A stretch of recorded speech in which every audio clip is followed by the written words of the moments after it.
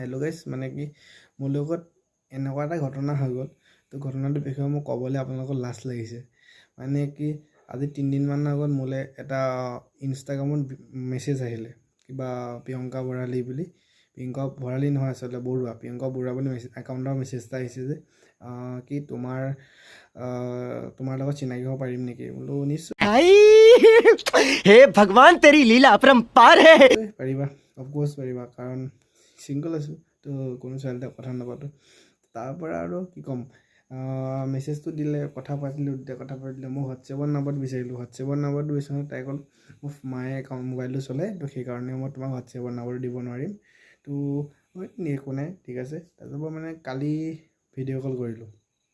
এতিয়া ভিডিঅ' কল কৰোঁতে মানে কি কেমেৰাটো অন নকৰে, স্পীকাৰ অন নকৰে, মানে মিউট কৰি থৈ দিছে, এনেই মানে কলটোহে লাগি আছে। তাৰপৰা মইনো কি ঘটিডাল কৰিম, মই মেছেজৰ ৰিকুৱেষ্ট কৰিছোঁ, কেমেৰা খোলা, মিউট খোলা, মাতটো অকণমান শুনো। তাৰপৰা আৰু বহুত পিছত কেমেৰাটো অন কৰি দিছে। কি দেখিলোঁ জানে, মোৰ লগৰ সেই হাৰামিকেইটা মানে 4টা মানে মিলি মোৰ লগত এইকিনে এনেকুৱা কথা পাতিলে গাইজ, কি ক'ম আৰু তোৰ দিয়া